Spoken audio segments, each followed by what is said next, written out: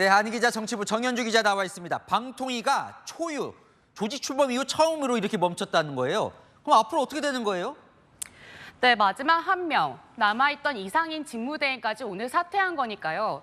방통위에 지금 의사결정할 사람 한 명도 남지 않았습니다. 일반 회사로 치면 사장부터 임원까지 모두 없는 겁니다. 방통위 직원들 이야기 들어보니 걱정이 많더라고요. 당장 오늘도 폭우가 쏟아지고 물난리 소식도 많은데 그걸 알리는 재난방송도 관리 감독하고요. 요새 논란되고 있는 주식 리딩방 문제도 들여다봐야 하고 시민들 짜증지수를 높이는 스팸 문자 관련해서도 조사를 마치고 결과 발표를 앞두고 있었다고 합니다. 이런 모든 업무들이 올 스톱될 위기에 처한 겁니다. 방통위 내에서는 식물 정도가 아니다, 숨을 끊어놓은 거라는 이야기가 나옵니다. 한 국가기관이 초토화된 거죠. 야당은 초유의 상황을 계속 만들면서 이렇게 하는 건데 왜 이렇게까지 하는 거예요? 네, 핵심은 MBC 경영진 사수 의지로 보입니다. 쉽게 설명드리면 방통위는 박문진 이사를 선임하고 박문진 이사들은 MBC 사장을 선임할 수 있는 권한이 있거든요. 이 박문진 이사 임기가 다음 달 12일 끝납니다.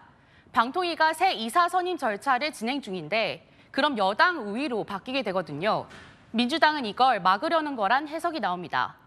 여권에선 MBC를 친야권 매체로 남기겠다, 사수하려는 거다라고 보고요. 야권에선 윤석열 정부의 공영방송 장악을 막겠다고 주장하고 있고요. 자, 그러면 방통위원 지금 영명 체제로 만드는 거잖아요. 그러면 민주당 뜻대로 이제 막아지는 거예요, 저게? 네, 사실상 막기는 어렵습니다. 방통위원 상임위원 구성을 보면 위원장과 방통위원 2명이 대통령이 추천하는 대통령 몫이거든요. 이진숙 방통위원장 후보자, 야당 반대해도 청문회 끝나면 대통령이 임명할 수 있죠. 이상인 직무대행 후임도 대통령이 청문회 없이 그냥 임명하면 됩니다. 그동안 2인 체제에서 계속 의결해왔던 만큼 여권에선 다음 주 중에 2사람이 오면 공영방송 이사진 선임을 의결한다는 계획입니다.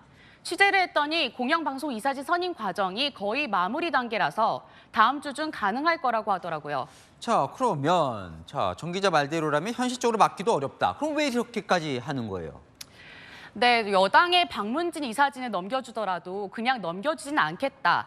최대한 시끄럽게 하겠다 여론전을 하고 있는 것으로 보입니다. 박문진 이사진 교체 이후 MBC 경영진 교체 등이 이어질 경우에 대비해 윤석열 정부의 공영방송 장악이다. 최대한 이슈화를 시키겠다는 거죠. 강성 지지층 의식하는 분위기도 있습니다.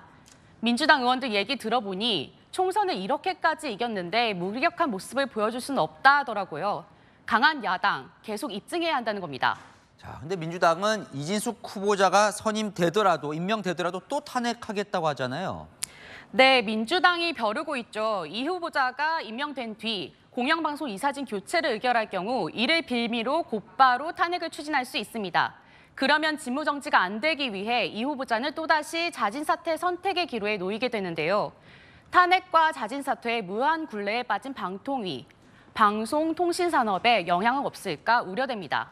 네, 잘 들었습니다. 아는 기자 정현주 기자였습니다.